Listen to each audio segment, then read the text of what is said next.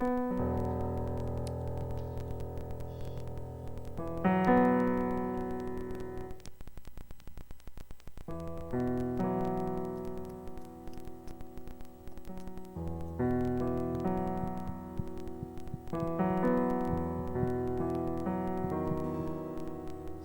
dois, três.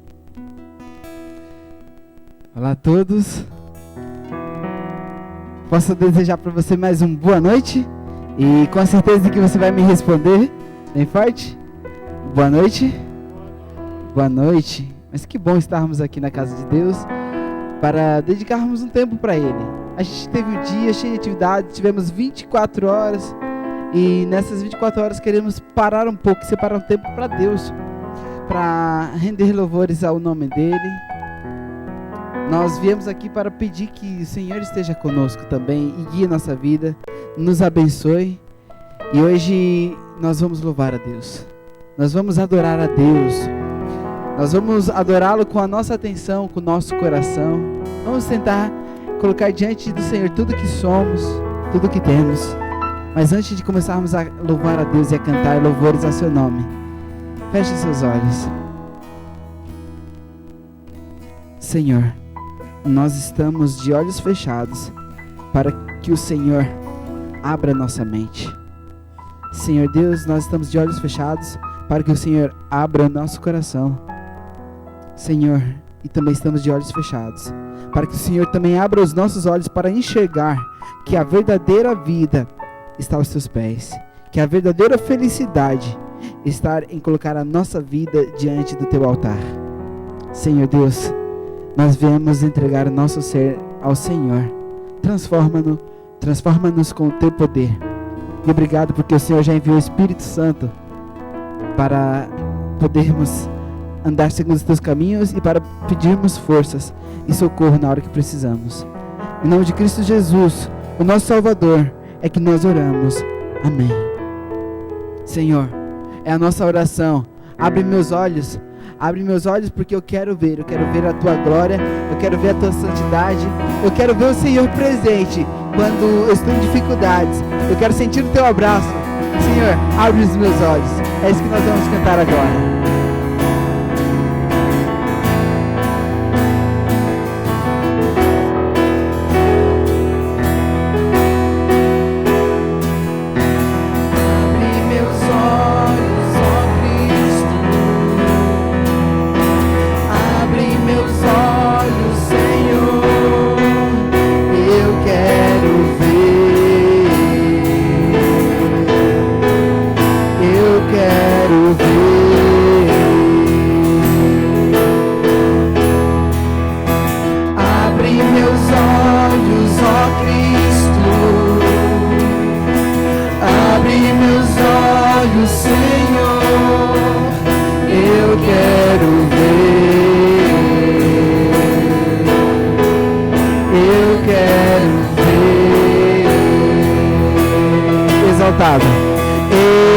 Exaltado seja o Senhor, brilhando em nós a luz da sua glória, derramando o seu poder, quando cantamos Santo, Santo.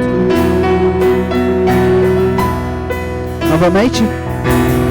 Abre meus olhos, ó Cristo, abre meus olhos, Senhor, eu quero ver, eu quero ver.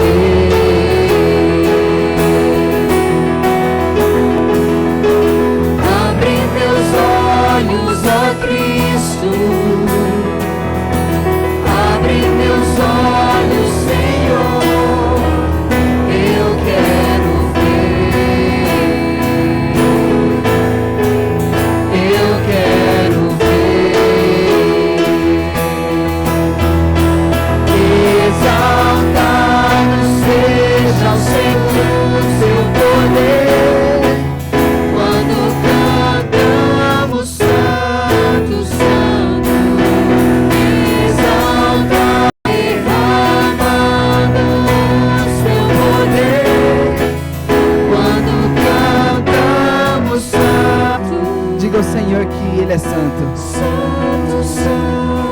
diga do seu amor e da sua gratidão.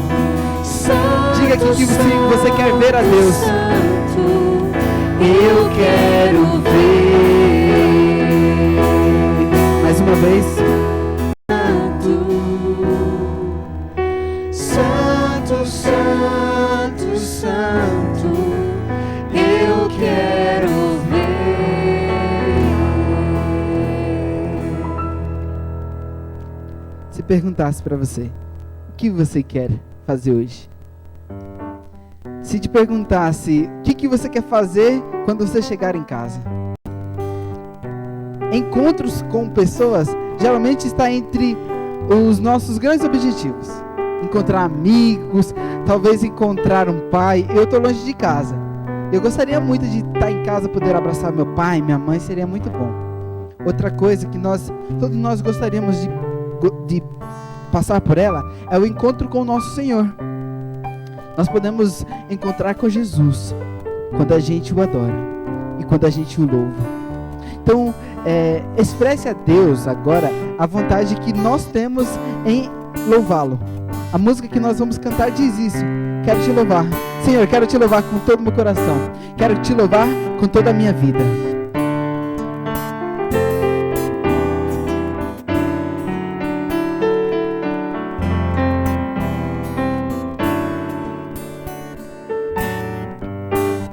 Mesmo imperfeito como eu sou, quero abrir meu coração e te louvar, te engrandecer, pois só tu és o meu Senhor.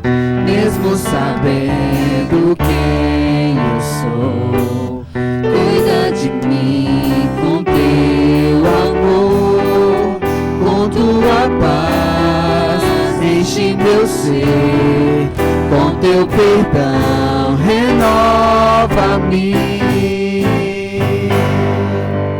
Sei que tu estás aqui, há uma expressão de amor, sinto tua presença em mim.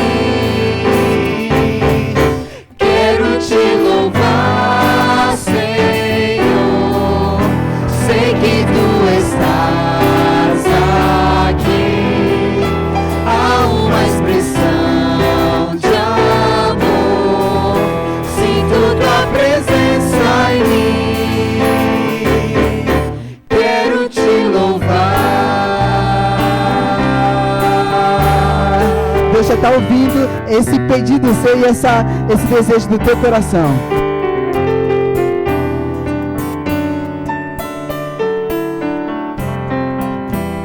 Mais uma vez. Mesmo imperfeito como eu sou, quero abrir meu coração e te louvar, te engrandecer, pois só tu és o meu Senhor. Mesmo sabendo quem eu sou, cuida de mim com teu amor, com tua paz enche meu ser, com teu perdão renova-me. Sei que tu estás aqui. Sei que tu estás aqui, há uma expressão de amor, sinto tua presença em mim. Quero te louvar, Senhor, sei que tu estás aqui, há uma expressão de amor, sinto tua presença em mim. Quero te louvar, quero te louvar, quero te louvar.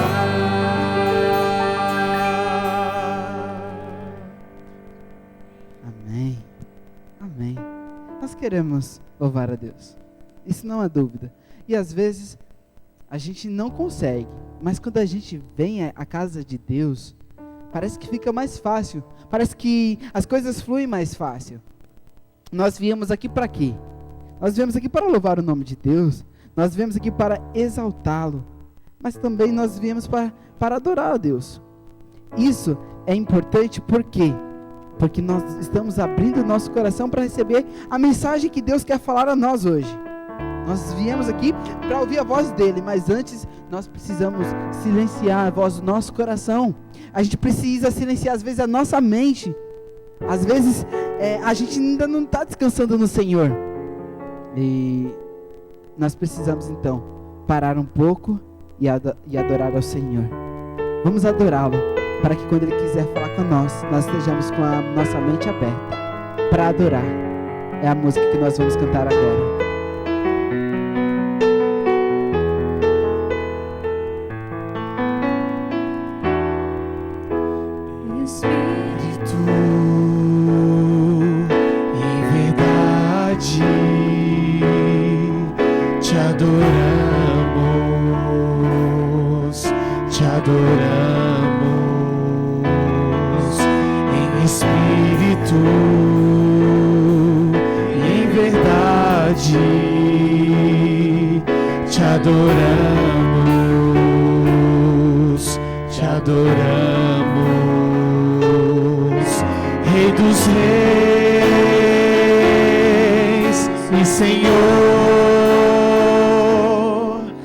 Entregamos nosso viver,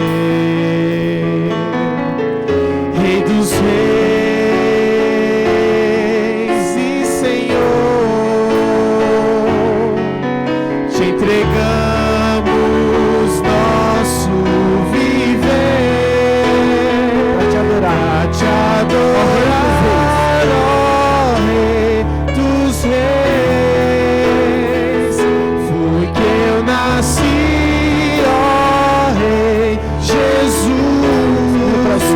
Prazer é te louvar, meu prazer é estar nos átrios do Senhor, meu prazer é viver na casa de Deus, onde reina o amor,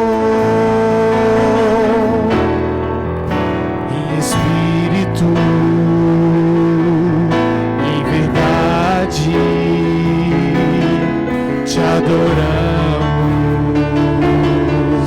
Te adoramos em espírito e em verdade. Te adoramos,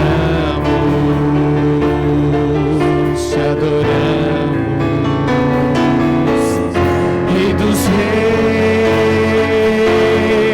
Reis e Senhor,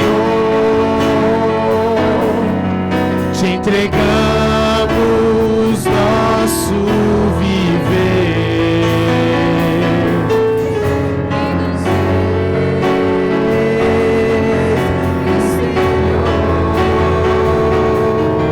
te entregamos nosso viver, para te adorar, ó Rei dos Reis, porque eu nasci, ó Rei Jesus. Meu prazer é te louvar, meu prazer é te louvar, meu prazer é estar nos átrios do Senhor, meu prazer é viver na casa de Deus, onde reina o amor,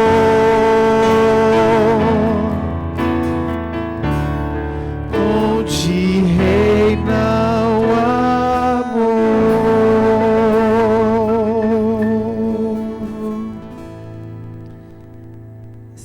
O que você pode dar para Deus? Tem uma música que eu ouvi, uma música que toca muito meu coração. E a música fala assim: às vezes eu fico a pensar o que eu posso dar ao meu Senhor. Tudo vem das suas mãos, tudo lhe pertence, Então o que eu posso dar ao Senhor? Aí ele fica falando, o sol, a lua, a terra e o mar, tudo isso foi feito para adorar o Senhor. E aí ele pergunta novamente, o que eu posso dar ao Senhor? E a resposta é, Senhor, toma meu coração, toma os meus lábios para falar de Jesus, toma o meu coração e toma a minha vida. Senhor, toma o meu coração. É a maneira que eu posso fazer para trazer ao Senhor uma oferta agradável, trazer a Deus algo que Ele realmente quer de nós. Ele quer o nosso coração, e se você entregar o seu coração ao Senhor, Ele vai ficar feliz. Toma o meu coração é a música que nós vamos cantar agora. Fique de pé nesse instante e cante com toda a alegria que há no seu coração. Cante forte.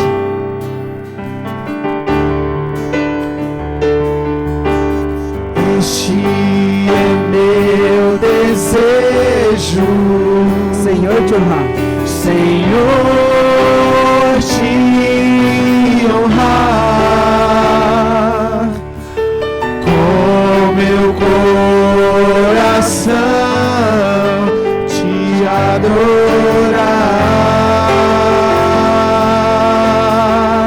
Tudo que há em mim, Tudo que há em mim te dá louvor. Te dá louvor. Só te adoro. Só te adoro, Meu Senhor. meu Senhor.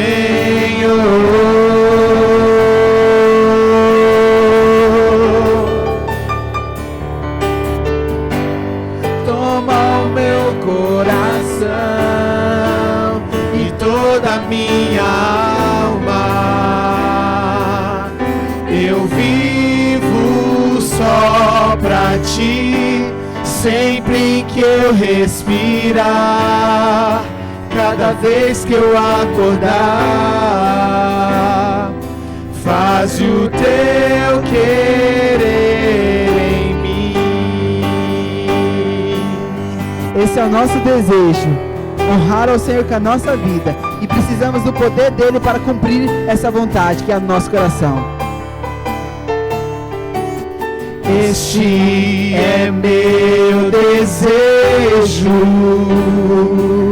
Senhor, te honrar com meu coração, te adorar.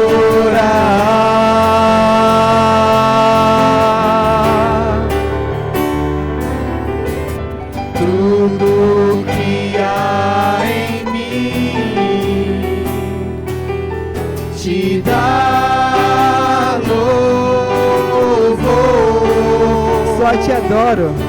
Só te adoro, meu Senhor. Toma todo o meu coração, ó Pai. Toma o meu coração e toda a minha alma. Eu vivo só pra ti, sempre que eu respirar, cada vez que eu acordar. Faz o teu querer em mim. Toma o meu coração. A igreja canta.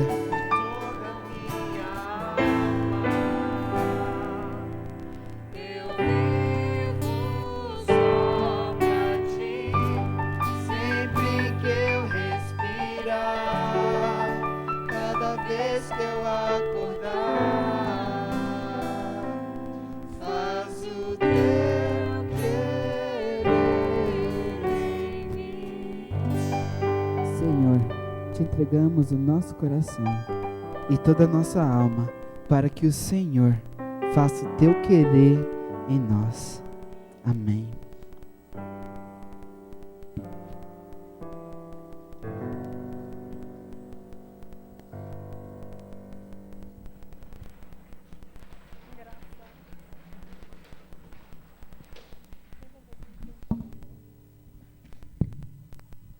Olá, Tudo bem com você, né?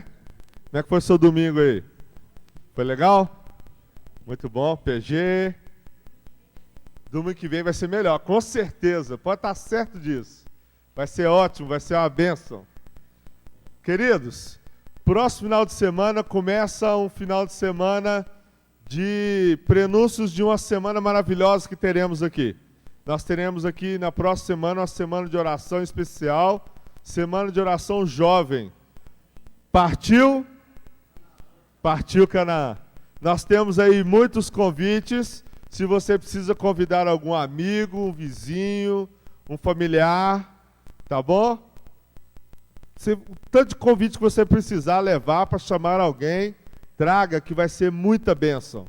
Muita bênção mesmo. Vai ser coisa maravilhosa, vai acontecer aqui, tá bom?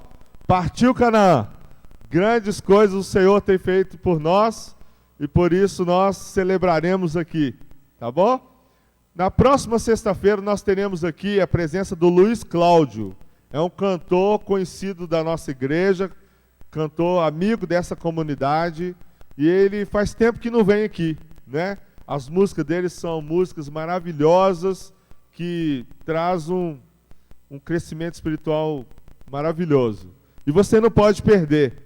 E além de você vir participar desse musical tão abençoado, você vai ter a oportunidade de trazer um presente, que é 1 litro de leite, ou então você pode trazer pão, pode trazer agasalho, cobertor, roupa, porque você tem andado por aí, você tem visto muita gente com fome, passando necessidade, e nós sairemos aqui no sábado, você vai trazer o seu presente na sexta-noite como ingresso para você participar aqui do musical, e nós reverteremos esses presentes que vocês trarão, nós reverteremos para fazermos uma ação maravilhosa no sábado à noite, tá bom?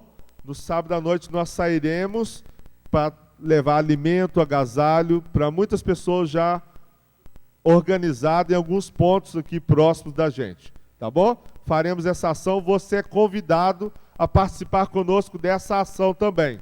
Venha participar conosco, jovens e igreja toda, todos participaremos juntos dessa ação de levarmos um pouquinho de alívio para o sofrimento de muitas pessoas que tem por aí, tá bom? Em seguida a essa ação, nós retornaremos para cá e teremos uma maravilhosa e poderosa noite de vigília. Faz tempo que você não participa de uma vigília, não tem? Ou tem pouco tempo que você participou?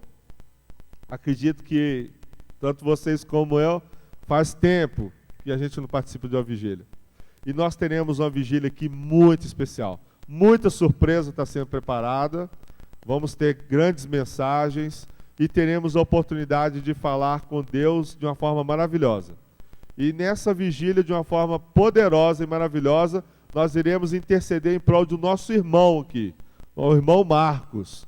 É o esposo da Dardânia, que é mais conhecido por todos, o pai do Henry. Nós iremos orar em favor do tratamento dele, que ele começou a fazer, tratamento oncológico, para que Deus possa intervir e fazer um grande milagre na vida dele. Você crê? Então diga amém. Amém. E venha participar conosco, tá bom? Que Deus possa te abençoar. Não vou te falar mais da festa da semana que vem, que acredito que a maioria já está ingressada na festa. Vai ser uma bênção. Já tivemos lá no lugar hoje de novo. Confesso para vocês que já acabaram as inscrições, tá bom? Quem fez, fez. Quem não fez, na próxima você vai, tá bom? Que Deus abençoe você, que tenhamos uma continuidade de adoração ao nosso Deus de uma forma muito especial e maravilhosa. Nós sairemos 8 horas da manhã, ok?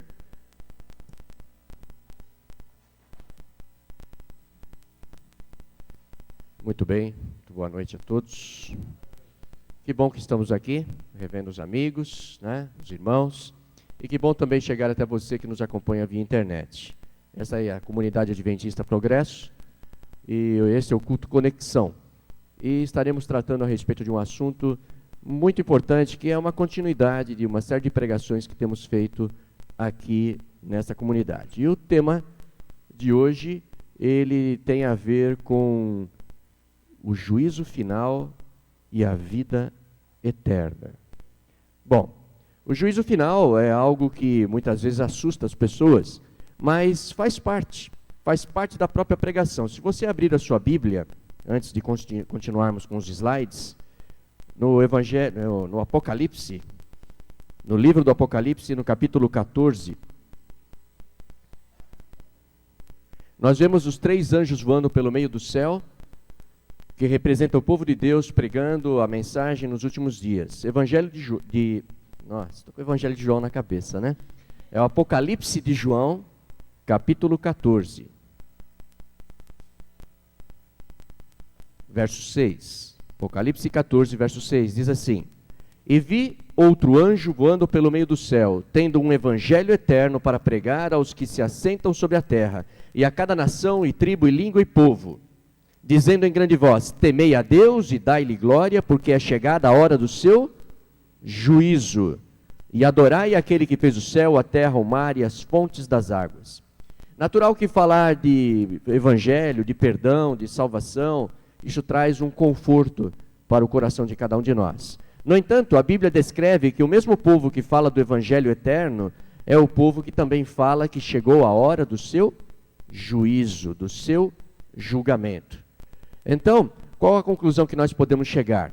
É que existe uma responsabilidade moral que a humanidade tem, cada um de nós temos, a humanidade tem, de responder diante de Deus pelos nossos atos. Deus nos fez, por favor, vamos voltar, Deus nos fez seres morais que clamam por justiça. Quando você e eu assistimos na televisão a respeito de crimes e tantas coisas ruins que acontecem, dentro do nosso próprio coração há um desejo, uma necessidade de justiça. E muitas vezes quando um inocente sofre, nós falamos assim: puxa, que injustiça! Não é? Onde está a justiça? Onde está a lealdade? Onde está a correção? Onde está a honestidade? E assim nós acabamos nos sentindo mal porque queremos justiça. E Deus é assim. Deus é justo, apesar de ser amor e de ser misericórdia.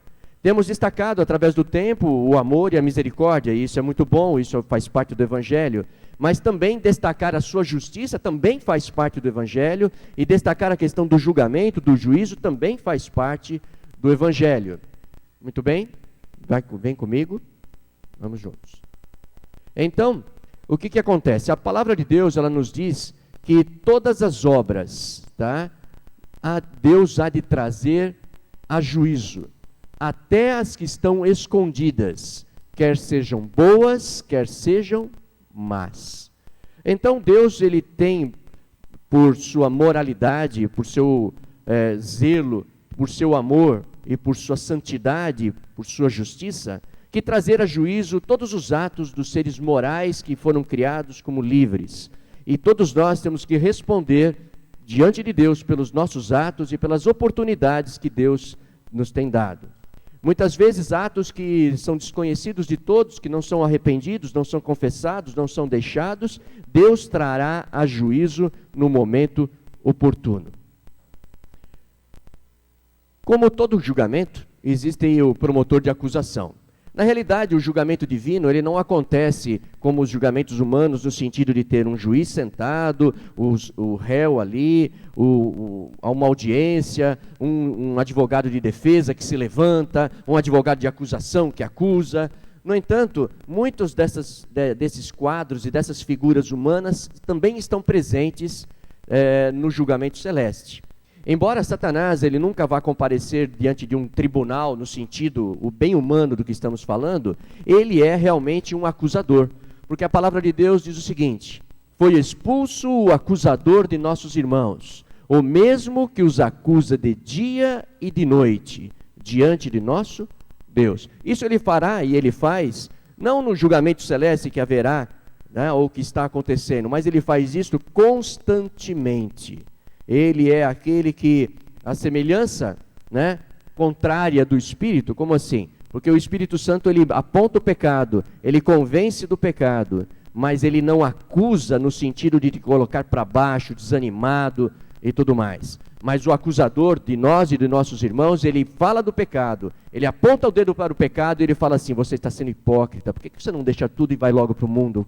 Você não vê que você não aguenta? Você não vê que você é uma pessoa que não tem condições? O acusador nosso e dos nossos irmãos. Agora, por quem deve começar o julgamento? Esse julgamento ele tem que começar por um grupo de pessoas. A Bíblia nos diz que importa que todos nós compareçamos perante o tribunal de Cristo, para que cada um receba segundo o bem ou o mal que tiver feito. Então, de maneira geral, a humanidade como um todo irá comparecer à presença de Deus. No entanto, Deus faz distinção em um grupo e outro grupo. Tu, porém, porque julgas teu irmão? E tu, porque desprezas o teu? Pois todos compareceremos perante o tribunal de Deus. Romanos 14, 10. Paulo aqui, ele diz que nós cristãos iremos comparecer. E agora o próximo texto. Porque a ocasião de começar o juízo pela casa de Deus é chegada. Ora, se primeiro vem por nós, qual será o fim daqueles que não obedecem ao evangelho de Deus? 1 Pedro 4,17. O julgamento divino, então, começa pelo povo de Deus, por aqueles que têm conhecimento. Conhecimento é poder, mas conhecimento também é responsabilidade. Conhecimento nos dá liberdade para escolher. Livre-arbítrio, nos desenvolve o livre-arbítrio, mas também nos torna pessoas responsáveis pela luz que temos recebido. Por isso que o julgamento começa com o povo de Deus. Bom, olhando para o calendário profético, as festas proféticas do calendário bíblico, nós já falamos aqui em alguns domingos passados que haviam 7 festas no Antigo Testamento, que eram festas que o povo judeu comemorava e ainda comemora, mas que tinham um valor acima do valor ritual. Havia um valor, ou há um valor profético. E nesse valor profético nós encontramos as diversas festas, né? A festa da Páscoa, a festa dos pães asmos, das primícias, a terceira festa, a quarta festa de Pentecostes, depois a das trombetas, a quinta festa, e Yom Kippur, está tudo em hebraico ali, transliterado, e a sexta festa é a festa do dia da expiação, que era o dia do julgamento. Uma vez por ano, o povo de Israel parava, tá? E um processo judicial acontecia. Então, todos os dias as pessoas iam até o templo, né? Normalmente os homens, e eles ofereciam sacrifícios de sangue. Sem derramamento de sangue não havia remissão de pecados. Esses cordeiros, na realidade, eles apontavam para o sacrifício de Cristo. Quando Cristo passou diante de João Batista disse o quê? Eis aí o Cordeiro de Deus que tira o pecado do mundo. Cada cordeiro que foi morto, desde o primeiro, era símbolo de Jesus Cristo. Assim, a culpa e os pecados transferidos para o sacrifício eram, por sua vez, transferidos com o sangue para o tabernáculo, até o dia da expiação, o Yom, dia Kippur, do julgamento. Então, confessava-se os pecados, pegava-se a faca, derramava-se o sangue, o sacerdote pegava aquele sangue e levava para dentro do altar, ali do altar do holocausto, ele aspergia sobre as pontas, às vezes, dependendo do sacrifício, o sacrifício era queimado no altar de ofertas queimadas do holocausto. E assim, o pecado era transferido simbolicamente, ritualmente para a oferta, da oferta era transferida para o tabernáculo. Muito bem. E aí, uma vez por ano, o tabernáculo tinha que ser purificado, tinha que ser limpo. Era o do dia do Yom Kippur, onde todos os pecados que haviam sido confessados durante o ano seriam agora reafirmados, tá? E limpos e perdoados definitivamente. E assim, veja, a palavra de Deus nos diz que todos esses rituais eram figura e sombra das coisas celestes. Todos esses rituais do Antigo Testamento eram uma parábola para a época presente. As leis cerimoniais, ou a lei cerimonial, ela era a sombra dos bens vindouros, e não a imagem real das coisas. O escritor aos Hebreus, então, ele diz que aquelas festas do Antigo Testamento, elas não tinham poder de salvação. Quanto que vale uma ovelha não vale um ser humano? Um pombinho não vale um ser humano? Mas na realidade, cada vez que uma ovelha ou um pombinho era sacrificado, estava mostrando algumas verdades. Primeira verdade: Deus torna o ser moral, o ser humano, responsável. Segundo, pecado sempre gera a morte. Não tem escapatória. Ou gera a morte do culpado ou do substituto. Tá? Então, quando o judeu sacrificava o cordeiro, ele tinha que pensar: por que a vítima inocente morre no lugar do culpado e o culpado sai livre? Por que a vítima inocente fica com o prejuízo, que é a morte, e eu, que sou o devedor, saio livre? Tudo isso visava apresentar a vida e obra do Messias, aquele que viria para morrer por nós. Muito bem.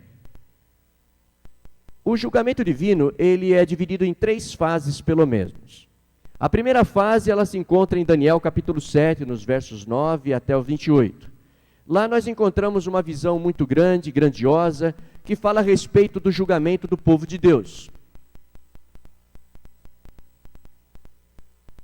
Muito bem. Aqui é uma descrição, né? Esse texto é uma descrição do julgamento. Próximo slide. O julgamento de Deus começará com os vivos ou com os mortos? Bom, o livro do Apocalipse vai nos mostrar isso. Próxima passagem. O 7º anjo tocou a trombeta, que é uma outra profecia.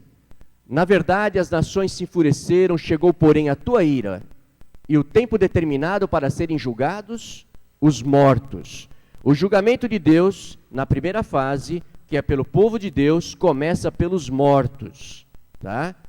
Para se dar o galardão aos teus servos, os profetas, aos santos e aos que temem o teu nome. Então veja, nessa fase do julgamento, começa pelos mortos e pelos seus servos e também por todos aqueles que seguiam a Deus. Então o julgamento começa pelo povo de Deus.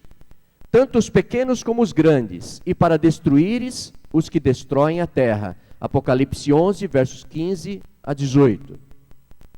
O julgamento, então, ele começou pelos santos de Deus que já estão mortos e já estão selados.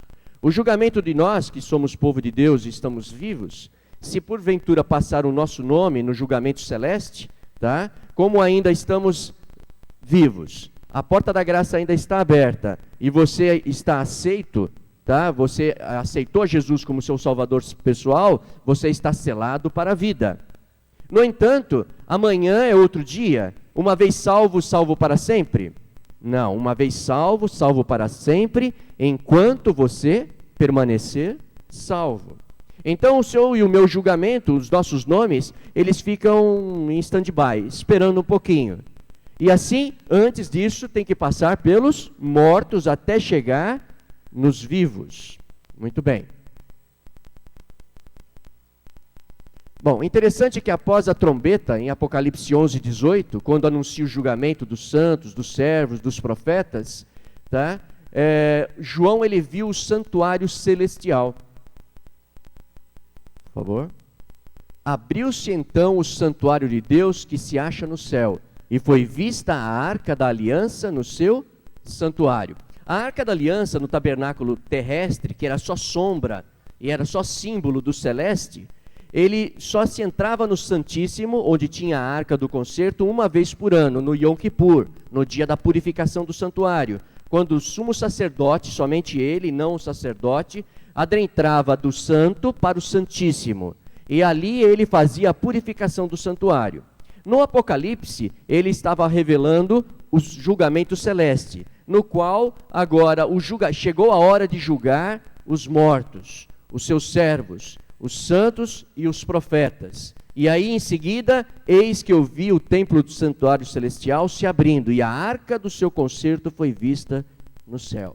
Então isso coincide com o julgamento terrestre, o Yom Kippur no santuário da terra, que o povo de Israel fazia, que era apenas uma sombra do verdadeiro julgamento que se realizaria no futuro de Israel e no nosso presente. E a descrição de Daniel diz assim: continuei olhando até que foram postos uns tronos, e o ancião de dias se assentou. Sua veste era branca como a neve, e os cabelos da cabeça como a pura lã. O seu trono eram chamas de fogo, e suas rodas eram fogo ardente. Mais um. Um rio de fogo manava e saía de diante dele. Milhares de milhares o serviam. Miríades de miríades estavam diante dele. Assentou-se o tribunal e abriram-se os livros. Nessa primeira fase do julgamento celeste, que já começou, né, já tem vários anos, há mais, quase 2 séculos, tá, que é um estudo de uma outra profecia, tá, foi visto o ancião de dias e foi visto que os livros se abriram. Foi visto também que o Filho do Homem, Jesus, estava em movimento de um setor do céu para outro setor do céu, de um setor mais longínquo da presença de Deus o Pai para um setor mais próximo de Deus o Pai. E aí abriram-se os livros. Bom, nesse momento, você deve notar que Jesus será investido juiz, porque até então Jesus foi investido sumo sacerdote e intercessor, advogado. Ele é o nosso advogado diante do Pai. Nesse momento da profecia de Daniel 7, quando ele se aproxima do Pai e os livros são abertos, ele recebe a investidura de juiz. Ok? Muito bem. E eu estava olhando nas minhas visões da noite, é a continuação do texto anterior. E eis que vinha com as nuvens do céu, um como filho do homem, não é a volta de Cristo, tá? Porque veja, ele dirigiu-se ao ancião de dias, e o fizeram chegar até ele, e o seu reino jamais será destruído. Então, nesse caminho que Daniel 7, versos 13 a 14 apontam, é o momento que Jesus apresenta-se diante do Pai, não somente agora como nosso advogado, mas também como juiz. E a palavra de Deus nos diz que o juiz realmente é Cristo. Apesar de Deus estar julgando ou julgará a todos através de Jesus. A palavra diz o seguinte: no dia em que Deus, por meio de Cristo Jesus, julgar os segredos dos homens. Então, Deus é o juiz, mas ele passa a sua autoridade, ele delega a sua autoridade para o Filho. Então, Deus, através de Jesus, é o nosso juiz. Próxima. Porquanto estabeleceu um dia em que há de julgar o mundo com justiça, por meio de um varão que destinou e acreditou diante de todos, ressuscitando dentre os mortos. Atos 17, 31. Esses 2 textos mostram que Cristo assume junto ao Pai a função de nosso juiz. No entanto, a Bíblia também nos diz que Jesus é o nosso advogado. Tá? Se todavia alguém pecar, temos advogado junto ao Pai, Jesus Cristo, o justo. Veja, se nós participamos de um julgamento que começa pela casa de Deus, começa por mim e por você, primeiramente dos cristãos e dos filhos de Deus que já morreram, até chegar no último que estiver vivo antes de Cristo voltar, alguns ficam muito preocupados porque acham, puxa, e agora é um julgamento, né? E agora? A coisa vai pegar, eu vou estar condenado. Mas se esquecem que também nós temos um advogado de defesa que é Jesus. Então veja, se a sua causa é defendida pelo seu advogado, e o seu advogado é ao mesmo tempo juiz, a sua causa está ganha ou está perdida? Então não precisa se preocupar. Então não precisa ter medo do juízo final.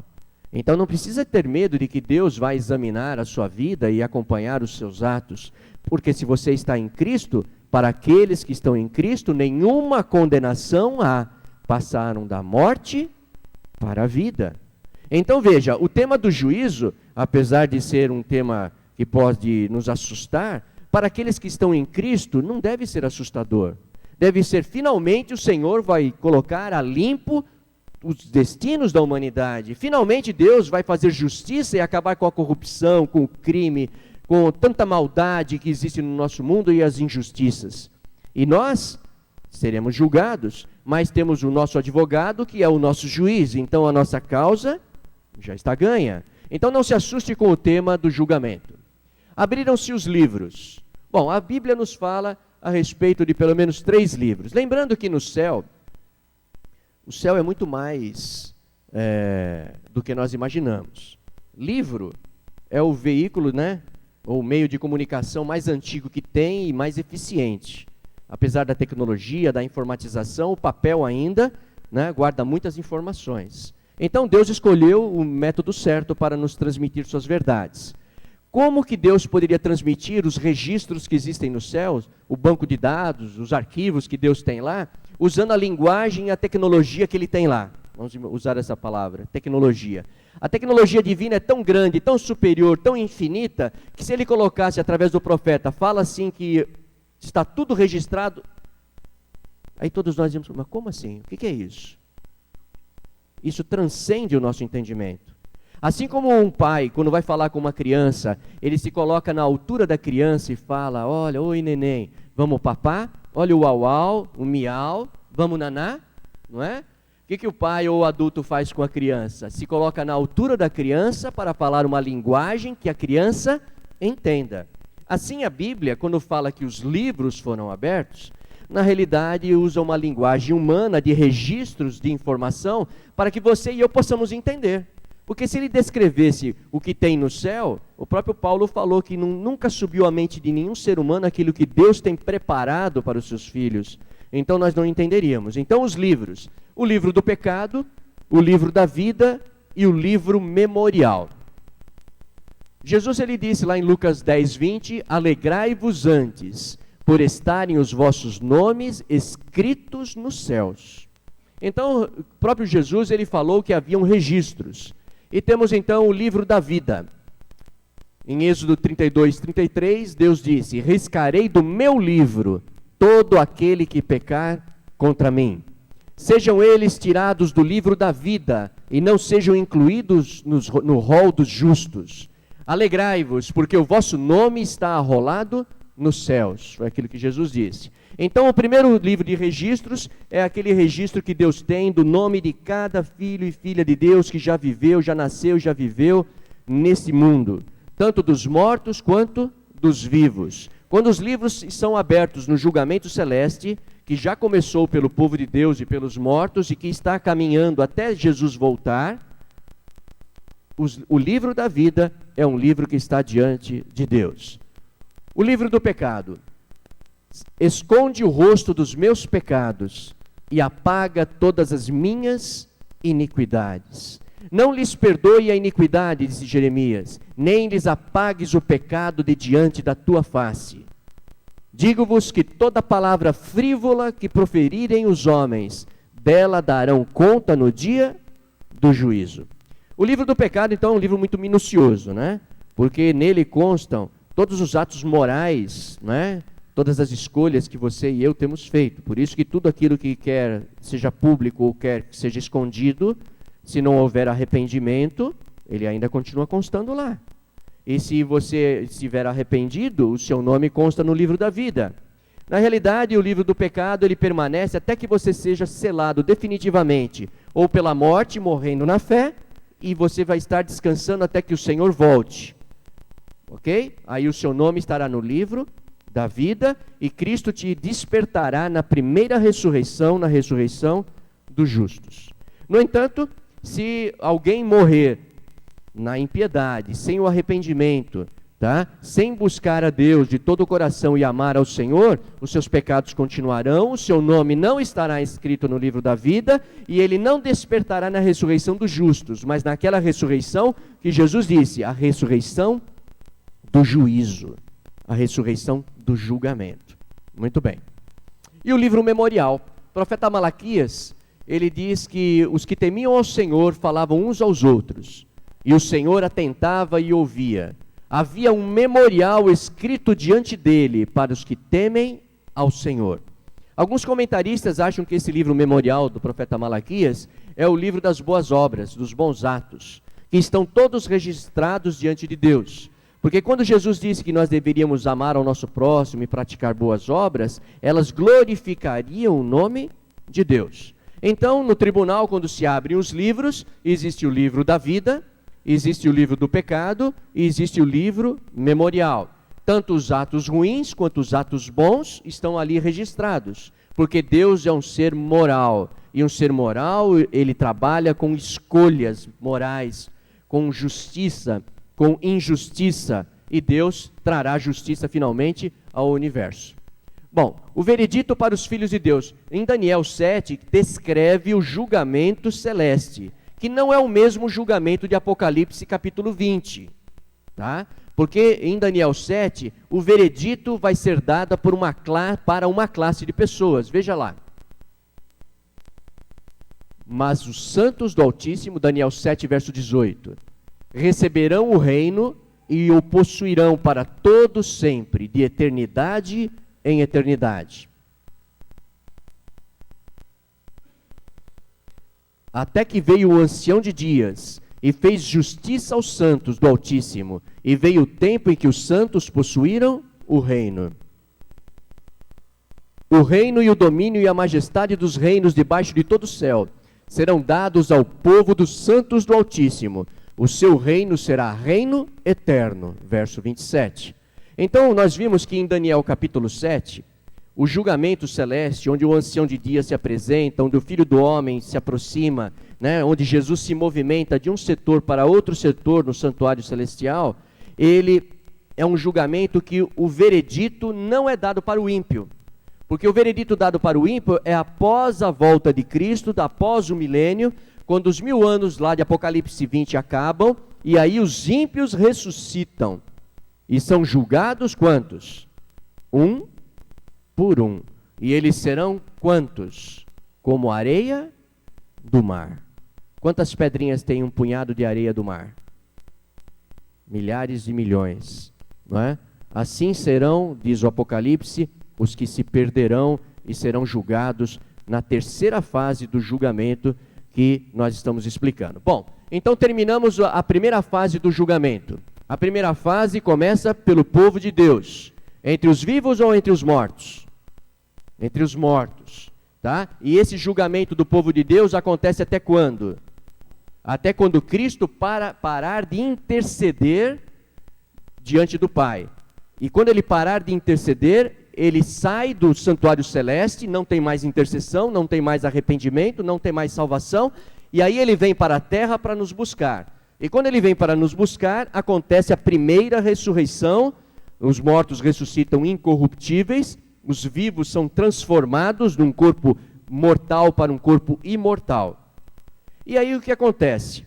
A Bíblia nos conta que eu estou passando por outros assuntos que quem já estudou já tem entendimento. Quem não estudou precisa estudar um pouquinho para compreender. Quando Cristo volta, ele volta com poder e muita glória. Poder e muita glória para nós que estamos ainda nessa situação de corpos não transformados, não glorificados. A glória de Cristo é insustentável para nós. Se um anjo aparecesse com todo o seu poder e glória diante de nós, nós não conseguiríamos sobreviver na presença dele. Quando Moisés desceu do Monte Sinai, ele ficou 40 dias e 40 noites na presença do Deus eterno. Quando ele voltou com o reflexo da glória de Deus no seu rosto, e as pessoas não conseguiam olhar para ele, porque ele tinha um pouquinho da glória de Deus. Cristo vem nas nuvens com poder e muita glória. Então, quando Cristo vem com poder e muita glória, acontece a ressurreição dos filhos de Deus, a transformação dos filhos vivos, e a igreja é arrebatada para encontrar o Senhor nos ares. Ao mesmo tempo, a glória de Cristo para aqueles que não aceitaram o amor de Deus é como um fogo que tudo consome.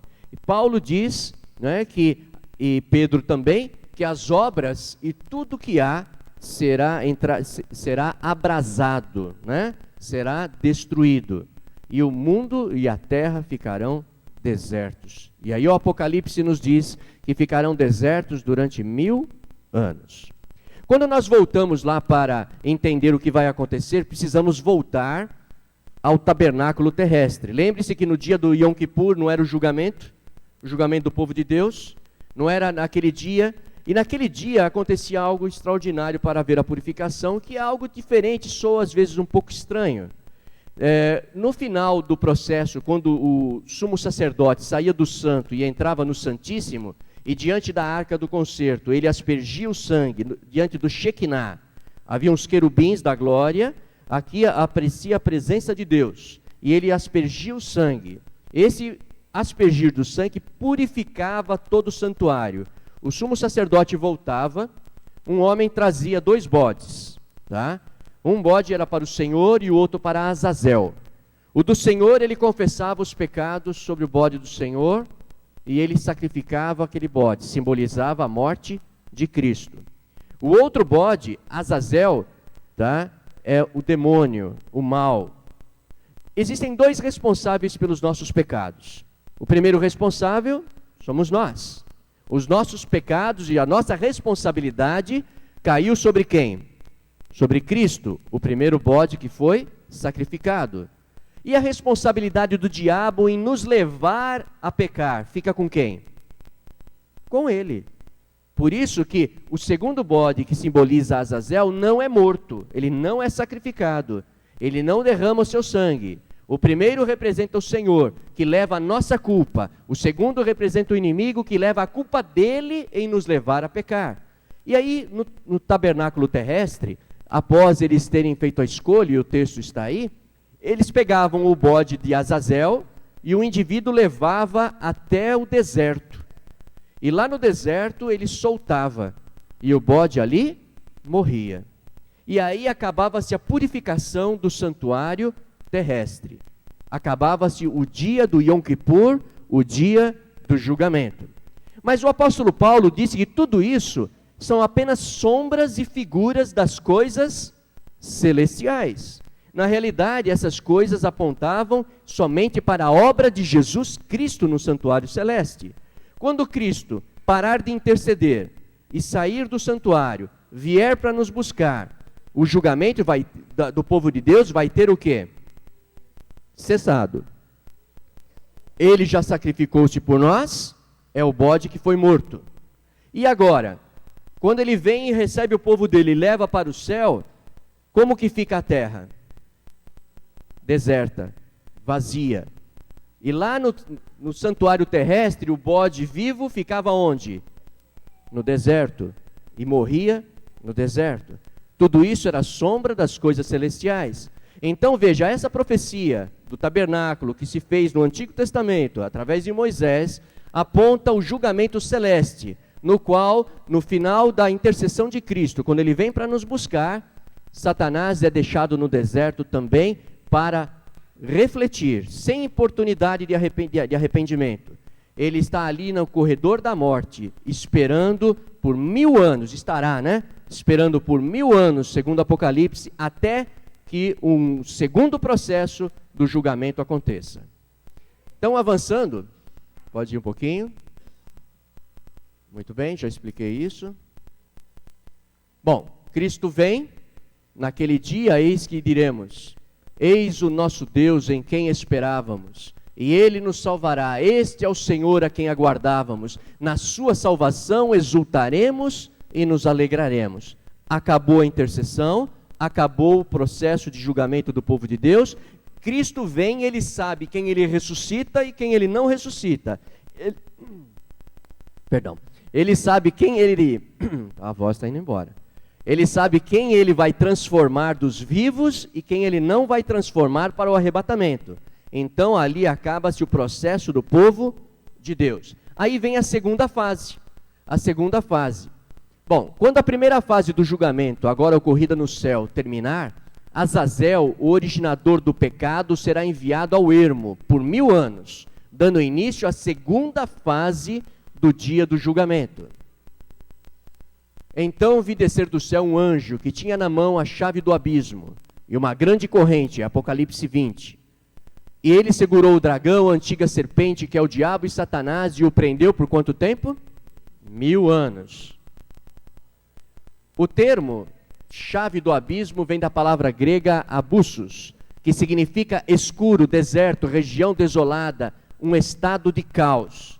Satanás ficará preso então num local desolado, assim como o bode Azazel do tabernáculo terrestre ficava preso também, ou solto, né, abandonado no deserto para morrer. E lançou-o no abismo e fechou-o e pôs selo sobre ele, para que não mais enganasse as nações até que se completassem os 1000 anos. Depois disto, é necessário que ele seja solto por pouco tempo. Muito bem? Satanás é preso por uma cadeia de circunstâncias. Ninguém estará vivo para ser tentado por ele. Esse é o vídeo. Vamos ver se dá certo.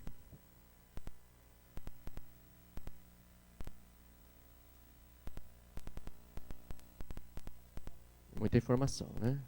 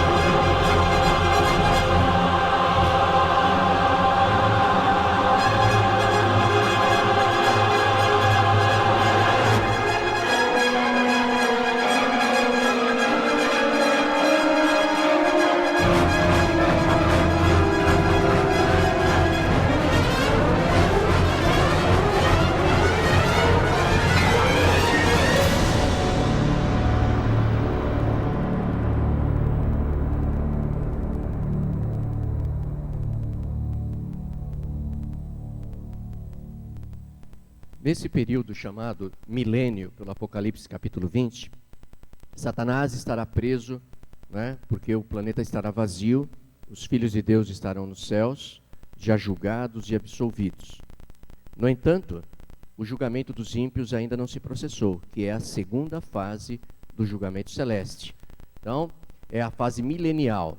O povo que serviu a Deus receberá o reino e a autoridade para julgar. Interessante que agora o apóstolo Paulo, ele diz que você e eu, os que somos salvos por Cristo Jesus, após o arrebatamento da igreja e termos sido transformados de um corpo mortal para imortal, corruptível para incorruptível, Deus vai delegar autoridade para você e para mim, para julgarmos. Desde que Lúcifer lançou dúvidas sobre o caráter de Deus lá na eternidade, e o grande conflito entre o bem e o mal se transferiu para o planeta Terra, o caráter de Deus tem sido colocado em xeque pelo inimigo. O inimigo lançou dúvidas sobre o caráter de Deus nos céus e 1/3 dos anjos caiu. O inimigo lançou dúvidas sobre o caráter de Deus e nossos primeiros pais caíram.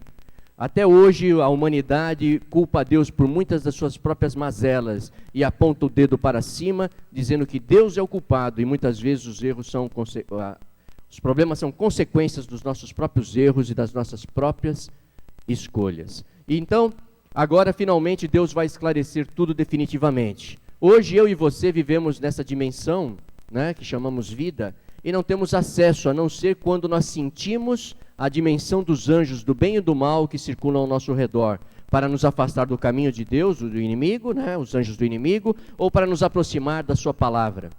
No entanto, durante o milênio, após a igreja ter sido levada para os céus, a Bíblia diz em Apocalipse capítulo 20, verso 4, que ele viu tronos e viu aqueles a quem foi dada autoridade para julgar. E aí nós perguntamos, quem são esses? O apóstolo Paulo lhe responde, não sabeis, não aqui mesmo, não sabeis que os santos julgarão o mundo? Mas quem são os santos, né? Na sociedade católica romana, nós fomos ensinados que santos são aquelas pessoas boas, perfeitas, beatas, que foram santificadas, canonizadas, né? E nenhum de nós, às vezes, alguns de nós, às vezes, dizem, não, eu não sou santo. No entanto, se você crê em Jesus e você não está vivendo lá na impiedade, você é santo sim. é santa sim. O povo de Deus é chamado de santo, isto é, separado para Deus. Isso é santo, não é perfeito, não é milagroso ou milagreiro, né? É uma pessoa que vive em comunhão com Deus. Então diz, não sabeis que os santos, povo de Deus, julgarão o mundo? Se o mundo será julgado por vós, diz Paulo, sois inaptos para julgar os assuntos muito triviais? Não sabeis que havemos de julgar a quem? Os anjos? Que anjos são esses? Os caídos, naturalmente. Veja, nós vamos participar do julgamento, só que hoje nós temos condições de participar de um julgamento dessa magnitude? Não. Quem somos nós? Esse julgamento, ele só pode acontecer após a volta de Cristo, o arrebatamento da igreja, a transformação de um corpo, mente, emoções defeituosos, como temos hoje, num corpo, mente e emoções perfeitos. E aí Deus vai chegar e vai dizer o seguinte, não tenho nada a esconder. Está tudo em cima da mesa. Examinem todos os registros. Vejam tudo o que foi que aconteceu desde a eternidade, quando Lúcifer lançou dúvidas sobre o meu caráter, até a última pessoa que se arrependeu ou não se arrependeu antes de Cristo voltar. Aí é o momento dos santos julgarem o mundo. E depois nós, os vivos, os que ficarmos, seremos arrebatados juntamente com eles, os que morreram e ressuscitaram, para o encontro do Senhor nos ares, e assim estaremos para sempre com o Senhor. Mais um. Os justos entram à presença de Cristo. E o Apocalipse diz que eles viveram e reinaram, ou reinarão, né? Com Cristo durante 1000 anos. Apocalipse 20. E vi tronos, e havia os que se assentavam neles, e foi-lhes dado poder para julgar. E passaram a viver e reinaram com Cristo por 1000 anos. Então veja, quem é que recebeu autoridade para julgar ou vai receber autoridade para julgar? O povo de Deus. Quando é que o povo de Deus vai estar apto para participar do julgamento? Somente após a volta de Cristo, quando nós formos transformados. E a nossa mente poder lidar com informações e segredos de tudo o que aconteceu, sem que nós levemos ou pequemos. Então somente após a transformação e a volta de Cristo. Bem-aventurado e santo aquele que tem parte na primeira ressurreição, que ocorrerá quando Cristo voltar. Sobre esses, a segunda morte não tem autoridade. Segunda morte é a morte do juízo final. Não é essa morte que alguns estão sofrendo nesse exato momento. Essa é a morte para aguardar ou a primeira ressurreição, quando Cristo voltar, ou a segunda ressurreição após o milênio, para o juízo final. Sobre esses, a segunda morte não tem autoridade, pelo contrário, serão sacerdotes de Deus e de Cristo e reinarão com ele os 1000 anos. A vinda de Cristo, os justos estarão no céu participando do julgamento, eles entram e permanecem na presença de Cristo nos céus. A Bíblia nos fala de 3 céus, o céu atmosférico, o céu estelar, o cosmos, e a habitação de Deus, onde está o santuário celestial. E aqui nos diz que nós estaremos lá. E como estará a terra? Vazia. Quem estará preso aqui 1000 anos? Satanás e os seus demônios. No corredor da morte. Enquanto isso, nós estaremos fazendo o que nos céus? Passando em revista todos os registros e o julgamento que o Pai e o Filho fizeram. Ele vai partilhar conosco o julgamento. Terceira fase, fase executiva. A ressurreição dos ímpios. Os ímpios agora terão que ser ressuscitados, porque Deus não os condenará à revelia, isto é, condenar, não estão condenados mesmo. Muitos ímpios que estão morrendo nesse momento não sabem se Deus existe ou não, se a Bíblia é verdadeira ou não, se Jesus é o juiz ou não. Eles estão, diz a Bíblia, descansando no sono da morte. Eles terão que ser acordados, despertados para comparecer diante do Todo-Poderoso. Os demais mortos não passaram a viver até que tenham terminado os 1000 anos. Muito bem? E vi os mortos, os grandes e os pequenos. Essa será a segunda ressurreição. Em pé diante do trono, abriram-se os livros. Lembram dos livros? Mas outro livro foi aberto.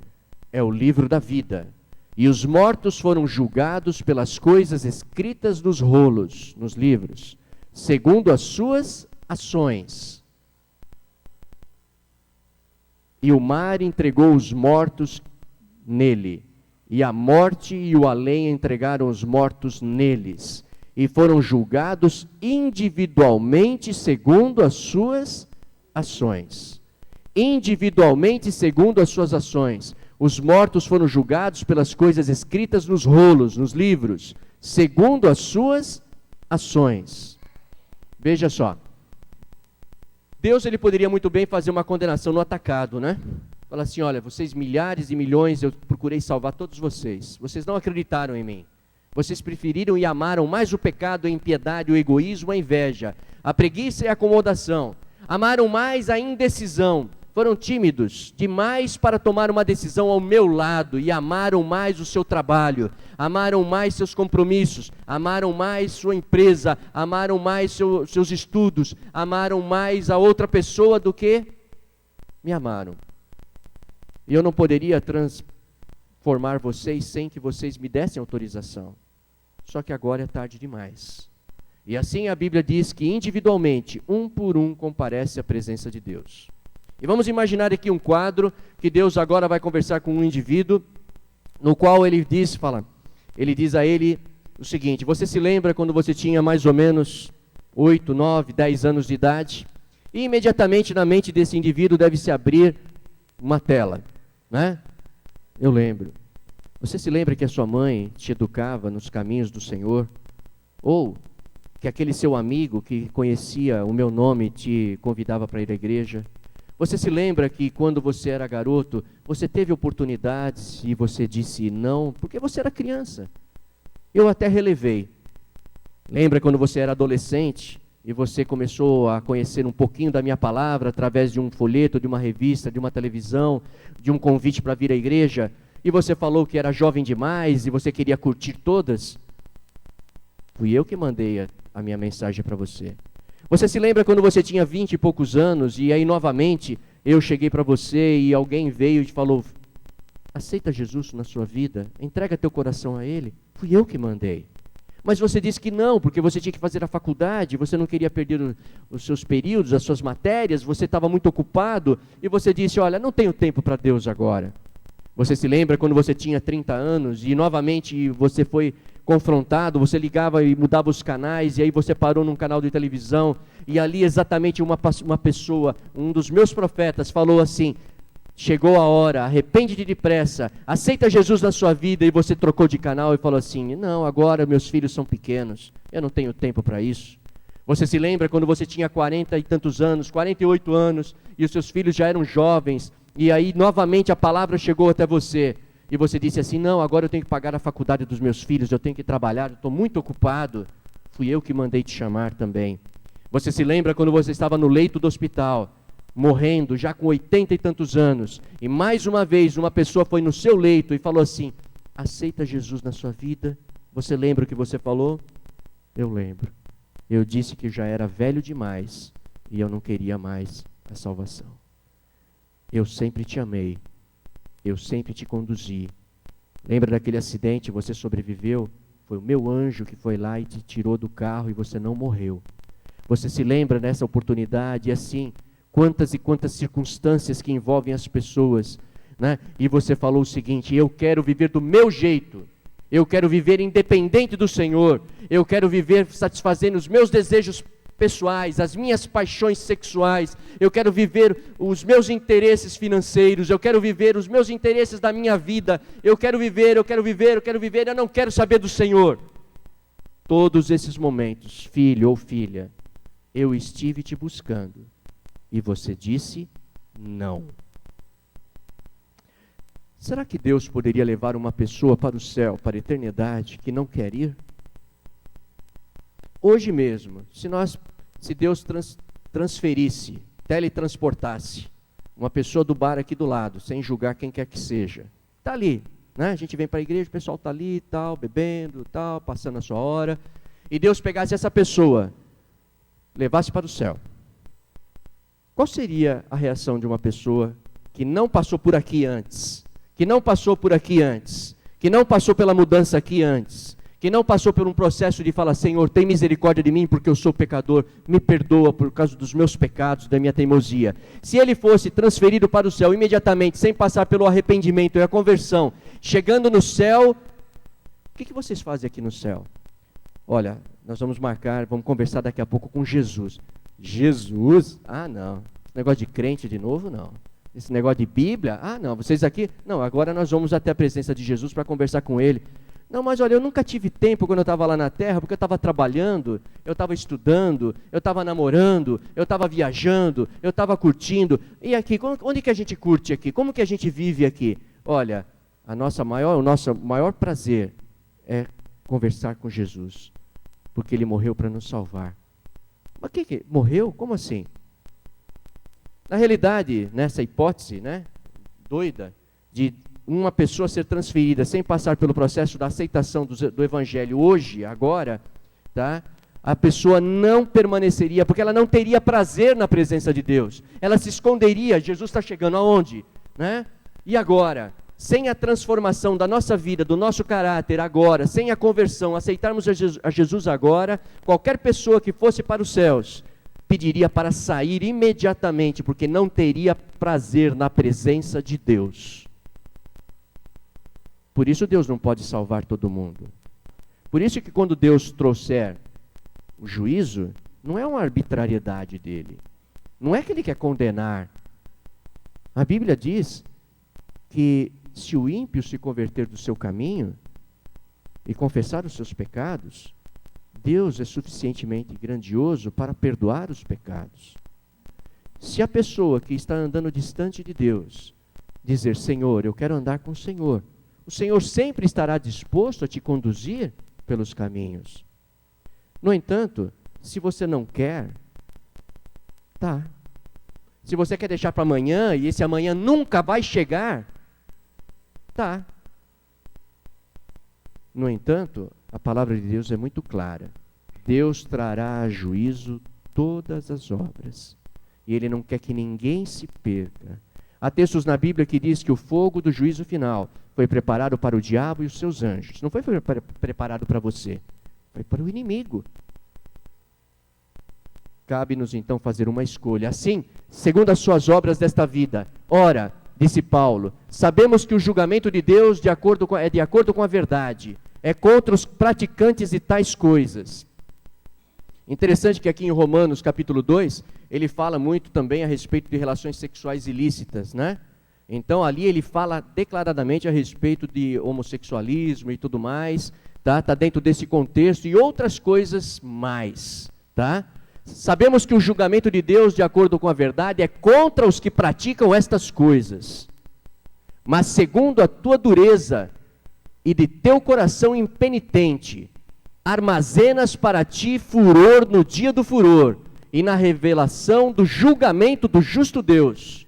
E Ele dará a cada um segundo as suas obras. Deus é justo. Ele é amor? É. Ele te aceita hoje? Aceita. Ele quer que você entregue a sua vida hoje e fale, Senhor, tem misericórdia de mim? Sim. Mas um dia Ele terá que dar fim e cabo ao pecado. Ele terá que vir aqui e falar assim, olha, vamos fechar o planeta, acabou. Cadê os corruptos? Cadê os ladrões? Cadê todos aqueles desonestos? Cadê todos aqueles que fizeram mal? Cadê todos aqueles que amaram mais o pecado? E se eu e você estivermos ali, não é porque Ele não quis nos salvar, é porque você não quis ser salvo. Deus não é arbitrário. Se alguém chegasse e falasse, aqui tem um copo de veneno, não é? Como diz aquela musiquinha, né? Quem bebeu morreu. E você vai lá, não, qual que é o problema? Isso aqui é o pecado. Ah, não morri. Olha, até que é gostoso. Olha, qual que é o problema? Olha, todo mundo bebe, mas o salário do pecado é a morte. Deus, Ele não é arbitrário para condenar as pessoas. Ele quer que as pessoas saibam que um dia Ele terá que terminar com o pecado. Mas Ele quer salvar as pessoas do pecado. Ele não quer levar para o juízo final o ser humano. Mas se o ser humano não o quer suficientemente para entregar sua vida hoje, o destino não é a primeira ressurreição ou o arrebatamento da igreja. O destino é após o milênio, a segunda ressurreição e o comparecimento individualmente diante da presença de Deus. para dar conta dos seus atos. E aqueles que não tiveram oportunidade, aqueles que não tiveram oportunidade de conhecer a Bíblia, tá? E viveram em completa ignorância, tá? O que acontecerá com estas pessoas? Aquilo que se pode saber sobre Deus é manifesto entre eles, porque Deus lhe o manifestou. Porque são percebidas por meio das coisas feitas, mesmo o seu sempiterno poder e divindade, de modo que eles são inexcusáveis, porque embora conhecessem a Deus, não o glorificaram como Deus. Isto é, se a pessoa nunca teve um contato com a palavra, nunca um missionário chegou, Deus não vai perguntar para ela e falar assim, você não creu na Bíblia, por quê? Deus vai dizer para ela, você me viu na natureza? Você viu que tinha um Criador? É mesmo. Por que você não viveu para buscar esse Criador? Deus julgará a todos com pouca luz ou com muita luz. E nós aqui agora temos muita luz. Nós agora somos mais responsáveis do que aqueles que têm pouca luz. E transformaram esses, que agora resistem à palavra de Deus, transformaram a glória de Deus, do Deus incorruptível, em algo semelhante à imagem do homem corruptível. Segundo a tua dureza do teu coração impenitente, armazenas para ti furor, diz o apóstolo Paulo, do dia do furor e da revelação do julgamento justo de Deus, e ele dará a cada um segundo as suas obras. Deus é justo. Como Cristo tratará as pessoas que tiverem mais ou menos conhecimento da verdade e rejeitaram a verdade? Óbvio. Vamos ver? Se alguém não vos receber nem ouvir as vossas palavras, ao sairdes daquela casa ou daquela cidade, sacudi o pó dos vossos pés. Em verdade vos digo que menos rigor haverá para Sodoma e Gomorra no dia do juízo do que para aquela cidade. Isto é, quanto mais conhecimento, mais rigor. Quanto menos conhecimento, menos rigor. Mas sempre rigor. Justiça é justiça. Em outras palavras, no dia do julgamento haverá menos rigor para aqueles que tiveram pouca luz da verdade e mais rigor para os que tiveram muita luz. De quanto mais severa a punição, o escritor aos Hebreus escreveu, achais que será contado digno aquele que tiver pisado o Filho de Deus, pois conhecemos aquele que disse, minha é a vingança e eu recompensarei. E novamente, Deus julgará o seu povo. Coisa terrível é cair nas mãos do Deus vivo. Esse tipo de pregação ela não é muito popular, Porque quando você prega muito sobre amor, aceitação, perdão, puxa, que maravilha, As pessoas vão gostar. Mas quando você fala de um Deus que é justo, que fala, pecado existe, muda a sua vida, arrepende-te depressa, faz as escolhas certas, não, isso não pode falar na igreja, eu não gosto disso, vamos mudar de assunto, está demorando demais. No entanto, para ser justo diante de Deus, que pede que toda palavra seja dita, estou dizendo, a palavra está escrita para conhecimento nosso. Quanto mais responsabilidade tem aquele que ensina, não é? Então somos todos responsáveis. Próximo. No dia do julgamento haverá menos rigor para aqueles que tiveram pouca luz da verdade e muito mais rigor para os que tiveram mais conhecimento da verdade. Não haverá segunda oportunidade. O dia da salvação é hoje. Não poderíamos terminar essa mensagem sem acalmar os teus ânimos, Lembrar que o nosso juiz, ele não está desejoso de condenar. O nosso juiz não está desejoso de dar cabo à nossa vida, à nossa existência. Na realidade, Deus ele quer acabar com o pecado, porque o pecado só traz dor. Toda geração que vem a esse mundo vai sofrer a dor da doença, da morte, da guerra, do egoísmo, da inveja, da maldade, da hipocrisia. E aí todas as gerações irão passar por isso. Deus tem que dar um basta. Ele tem que falar, olha, não tenha mais isso. Mas para que ele faça isso, ele tem que retirar do planeta as pessoas que estão arrependidas desses atos. E as que sobrarem são aquelas que se apegaram mais a esses atos. E quando Deus vem acabar com o egoísmo, os egoístas estarão juntos. Quando Deus vier acabar com a hipocrisia, os hipócritas estarão juntos. Quando Deus vier acabar a indecisão, a procrastinação, isto é, deixa sempre para amanhã a decisão, né? E nunca tomam uma decisão ao lado do Senhor, ouvem, nunca se decidem. Ele vem para acabar com a indecisão, porque afinal de contas agora eu existo, estou aqui, vamos embora, quem quer? Será tarde demais para aqueles que deixam sempre para amanhã? Deus vem então para acabar com o pecado, com a morte, com a injustiça, né? Com as crianças, os defeitos que nascem muitas crianças. Ele vem acabar com tanta infelicidade, separação, divórcio, maldade. Ele vem acabar com o pecado. Ele não vem acabar com o pecador. Mas se o pecador estiver agarrado ao pecado, é escolha do pecador. E ao eliminar o pecado, o pecador não arrependido será eliminado. Por isso que a Bíblia diz que Deus amou ao mundo de tal maneira, que Ele deu o seu Filho unigênito, para que todo aquele que nele crer não pereça. Ele amou primeiro, Ele se ofereceu primeiro, Ele morreu quando Cristo estava lá, e Ele disse assim: Deus meu, por que me desamparaste? Onde estás? Eu estou sozinho aqui. Ele estava sentindo a dor da separação da criatura do Criador no juízo final. Na segunda ressurreição, quando comparecerem um por um, que estarão ali, eles estarão totalmente sem o Espírito de Deus, sozinhos diante de um Deus santo e justo. Quando ele disse, está consumado, ele enfrentou aquela morte no seu lugar, no meu lugar. Você não precisa enfrentá-la. Você não precisa enfrentar aquela conversa pessoal, onde o Senhor vai falar assim, olha, lembra. Não precisa, porque tudo isso hoje, se aceitares a Jesus, todas essas lembranças, esses pecados, são colocados sobre Cristo na cruz, e Ele morre, e a justiça está satisfeita. E quando Ele voltar, Ele vem buscar aqueles que realmente se arrependeram. Ele não vem buscar os perfeitos, Ele não vem buscar os bons, Ele não vem buscar os puros, Ele não vem buscar os honestos, Ele vem buscar os arrependidos.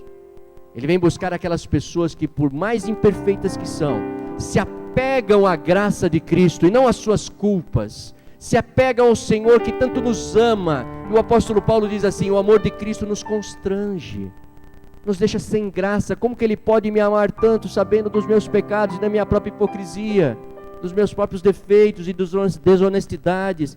Mas Ele me ama mesmo assim. Mas como que o Senhor pode me amar? Então quando Ele me ama, me aceita, Ele me abraça e me conduz, e eu sou salvo pela graça. E algo que é de graça, você não precisa pagar com penitência, com boas obras. Você tem que aceitar a salvação. E quando você aceita a salvação, você tem que aceitar o senhorio também do Senhor.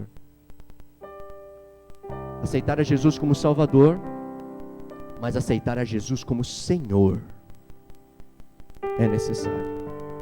Assim eu te convido nessa noite a se colocar em pé.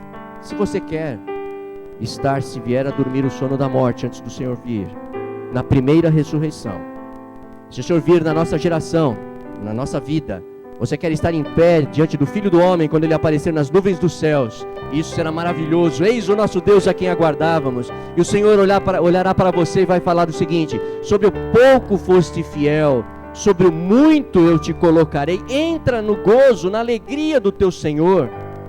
E você vai olhar para trás e vai falar assim: por que eu não decidi antes? Por que eu perdi tanto tempo no pecado? Por que eu fui tão demorado, tão tímido, tão indeciso? Por que eu me agarrei a tudo isso? Mas mesmo assim, nesse dia vai ser um dia de grande alegria, e o Senhor Jesus estará na porta da Nova Jerusalém, como o desenho ali quis ilustrar. E nós passaremos ali pelo Senhor. Imagine olhar para Ele, vai ser demais. E você e eu não podemos estar fora. Não podemos estar fora. Por isso, arrepende-te depressa, confessa teus pecados ao Senhor, e Ele cuidará de você. Se você tem esse desejo, coloque-se em pé. Querido Deus, eterno Pai, muitas pessoas que estão aqui na nossa comunidade, outras que estão nos assistindo via internet, estão se colocando em pé porque Teu Santo Espírito as tem convencido de que o Senhor é um Deus de amor, é verdade, O Senhor é um Deus de misericórdia, muito obrigado. O Senhor ama o pecador, obrigado porque o Senhor me ama, nos ama. Muito obrigado, mas a tua palavra diz também que o Senhor é um Deus justo, um Deus correto, um Deus santo, um Deus incorruptível. E um dia a tua palavra nos diz, Senhor, que o Senhor acabará com o pecado e a injustiça. Por isso o Senhor quer tirar um povo desse planeta, desse mundo, antes que a ira seja derramada sobre a impiedade. E aqui estamos nós, Senhor, apelando para estas pessoas que nos assistem e outras que estão aqui, para que todos nós venhamos a entregar o nosso coração de verdade nas tuas mãos. Sendo assim, Senhor, olha para nós, vê em nós a nossa necessidade e mediante a tua graça nos salva, nos perdoa, em nome de Jesus Cristo. Amém. Amém.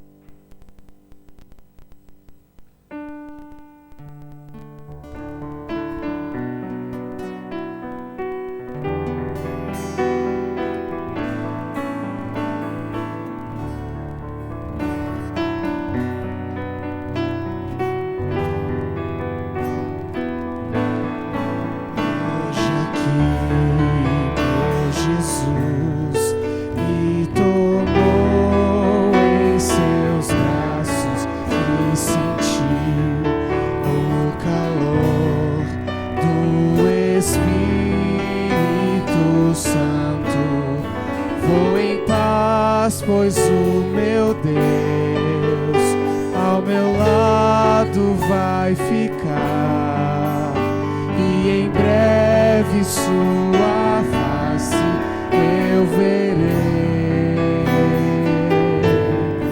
lá no céu. Hoje aqui meu Jesus me tomou seus braços e senti o calor do Espírito Santo. Vou em paz, pois o meu Deus ao meu lado vai ficar, e em breve sua face eu verei.